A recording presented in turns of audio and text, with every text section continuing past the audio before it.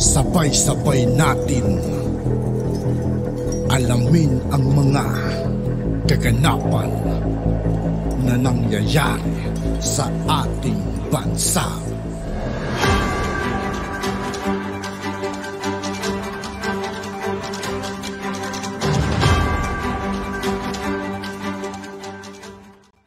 Yo, what's up mga kaibigan? This is I2K po again. Ngayon nandito ulit tayo sa channel ni Banat PH Update TV. Dito ulit tayo magbibigay ng komento at reaksyon. Kaya samahan nyo guys. Let's go! Ito ang balita ngayon. Viral ngayon sa social media. Wala kang awa sa mga Pilipino dahil tunay kang walang hiya, Cayetano. Ito ang masakit na katotohanan at hinaing ng mga maraming Pilipino at nakuha pa ang paulanan ng samut-saring mura ang senator-elect na si Alan Peter Cayetano. Matapos nitong sabihin na sa halip raw na batikusin siya ng kanyang mga pinangakuan, ay bakit hindi na lamang raw tumulong ang mga ito para maipasa niya ang 10K ayuda bill, lalo't nanalo ito sa pagka-senador. Tila hindi pa rin maka-move on at galit na galit pa rin ang maraming Pilipino sa di umano'y pangakong napako ni Cayetano na ayon mismo sa maraming netizen ay tila parang walang pakialamang nanalong senador sa mga Pilipinong tila inatsipwera nito matapos ito manalo. Narito ang full report kung saan maging ang mga dating taga-suporta ng senator-elect na si Alan Peter Cayetano ay hindi nakapagtimpi dahil sa pagiging trapo ni Cayetano. Narito ang full report kung saan umani ng samut-saring reaksyon sa mundo ng social media. Pero bago ang lahat mga Sa lahat ng hindi pa nakasubscribe mga kaibigan kay Banat PH Update TV, mag-subscribe na po tayo at huwag nyo rin pong kalimutan mag-subscribe dito sa aking channel. kachika, kung hindi ka pa nakasubscribe sa channel na ito, huwag mo nang patagalin yan. I-subscribe mo na yan at huwag mo rin kalimutang i-click ang notification bell para updated ka sa lahat ng bagong video na i-upload namin. At yun na nga mga kachika, mangluloko, manggagamit, tapo at sinungaling. Ito ang ilan sa maraming salitang binabato sa pagmumuka ng senator-elect na si Alan Peter Cayetano matapos nga nitong biguin at ipangakong pera uwang 10,000 piso sa mga Pilipino. Tila bumoto sa kanya nung nakaraang eleksyon. Tila magpasa hanggang ngayon ay nasa galit pa rin ng marami sa ating mga kababayan, lalo na ang mga dating taga-suporta ni Cayetano na hindi maiwasang maglabas ng sama ng loob. Dahil bukod sa pang-dededma nito sa isang mall kung saan maraming taong nakakita sa kanya ay parang sinasabi raw ng senator-elect na sa halip namang batikos ang maraming Pilipino, bakit hindi raw ito mapagtulungan sa kanyang maisabatas nito ang 10K ayuda bill sa mas marami raw nating kababayan. Wala na siguro to mga kaibigan kahit tumakbo talaga ng kwento sa susunod na eleksyon.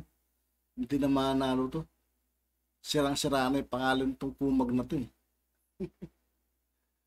Wala naman tayo naaasahan sa kanya, di ba?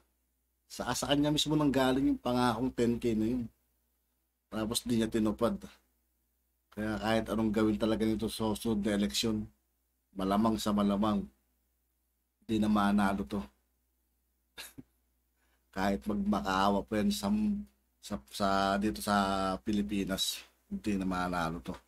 Nakikita ko na kung may mangyayari sa kanya kung tatakbo man siya sa susunod na election guys. Ang makikinabang ayon sa full report mula sa isang balita. Alan Cayetano, ihahain ang 10,000 ayuda bill. May mensahe sa mga tumutuligsa. Dahil marami umano ang naghahanap o tumutuligsa sa 10,000 ayuda, sinabi ni Senator Alan Peter Cayetano na maghahain siya ng panukalang batas na naglalayong mabigyan ng 10,000 ayuda ang mga pamilyang Pilipino. Sa madaling salita, nangako siya ng walang kasiguraduhan pero yung pinapangako niya, akala mo totoo talaga, di ba? Akala mo magbibigay. Pero banda rito parang sinasabi niya, no, walang kasiguraduhan guys. Kaya susunod na eleksyon, alam nyo na ang gagawin nyo mga kaibigan. Huwag nyo nang iboto to. Manloloko to. Sinabi ni Cayetano sa oath-taking ceremony ng mga local official ng Taguig City na isa lamang legislative proposal ang nasabing ayuda. Aniya, nangangailangan pa rin ito ng suporta ng Malacanang at ng Kongreso.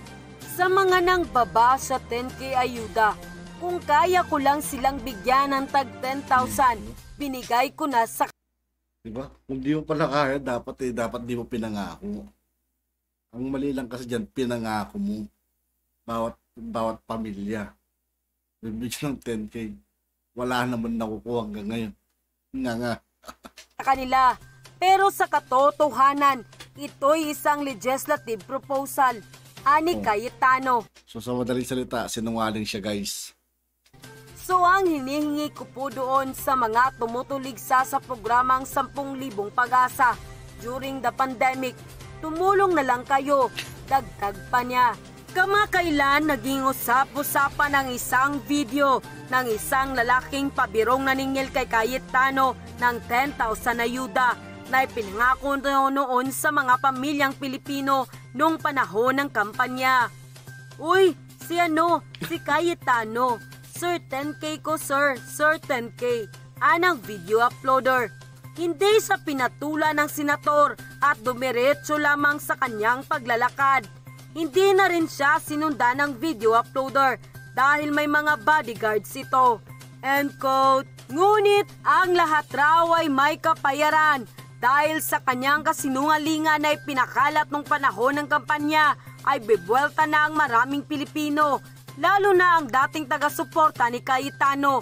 Sa katotohanan ay viral sa mundo ng social media ang isang komento ng isang netizen na harap-harapang sinampal ng ebidensya si Cayetano at pruwebang sinamantala lamang ito ang kahinaan ng maraming Pilipino.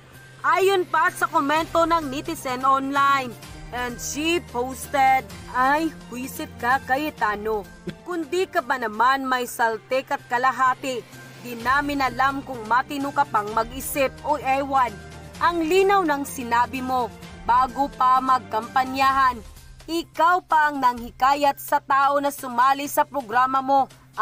Ikat na natin ito guys. Basta masabi ko lang rito kahit anong mangyari guys. Sa susunod na eleksyon, wag nyo lang iboboto yan kung ayaw yung lokohin pa tayo ulit. Huwag na kayo maniniwala sa mga ipapangako niyan. Di naman natutupad, wala naman, walang kasiguraduhan, di ba?